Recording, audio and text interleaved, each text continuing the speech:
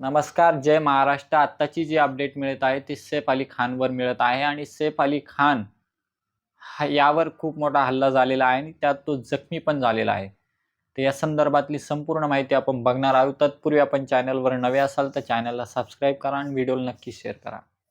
सैफ अली खान काही programme attend करून आपल्या घरी पोहोचला होता आणि आराम करत असतानाच कशाचा तरी आवाज आला भांडायचा आणि त्यानंतर सैफ अली खान रूमच्या बाहेर येतो आणि त्याचा जो नोकर होता त्या नोकराबरोबर एक व्यक्ती भांडत होता. त्याच्या हातामध्ये चाकू होता आणि सैफ अली खानने हे बघितल्यानंतर सैफ अली खान ते सोडवायला गेला, त्या व्यक्तीला पकडायला गेला, तर त्या व्यक्तीने, त्या चोराने सैफ अली खानवर हल्ला केलेला आहे चाकूने. त्यात तो जखमी झालेला आहे. त्याच्या मानेवर आणि पाठीवर वार केलेले आहेत. 10 सेंटीमीटरची जखम सांगितली जात आहे. आता तो हॉस्पिटलमध्ये ॲडमिट आहे आणि त्यावर उपचार पण चालू आहेत. त्यानंतर पोलिसांनी तेथे सगळी माहिती घेण्याचा प्रयत्न केला आणि हा जो व्यक्ती होता, हा जो चोर होता, तो कुठून आला, कसा आला आणि यात कोणता गँगचा वापर झालेला आहे का, कुणी गँग कार्यरत आहे का, जसं की बाबा सिद्दीकीवर हल्ला झाला, त्यानंतर खूप काही घटना घडल्या. तर एकंदरीत पोलीस हे सगळं जोडण्याचा प्रयत्न करत आहेत.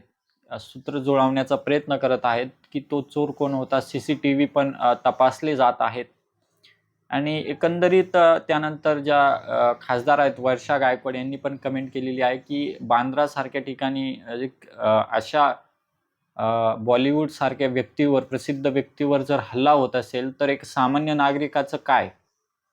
आणि जसं आपण बघतो की बीडचं संतोष देशमुखचं प्रकरण झालं आणि आता हे पण प्रकरण दिसायला मिळतंय. तर एकंदरीत महाराष्ट्रामध्ये जे सरकार आहे ते काय करत आहे यावर नक्कीच प्रश्नचिन्ह उभं राहत आहे. आणि अनेक जे दिग्गज नेते आहेत त्यांनी पण यावर टिप्पणी केली आहे की एक सर्वसामान्य माणूस कसा सुरक्षित राहू शकतो महाराष्ट्रात जर अशा घटना होत असेल, गुन्हेगारी वाढत असेल.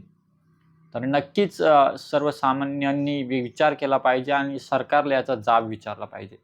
तत्पूर्वी सैफ अली खान आता त्याच्या प्रकृतीत सुधारणा होत आहे आणि अनेक माध्यमांनी असं पण सांगितलं आहे की हा जो हल्ला आहे हा सुनियोजित होता.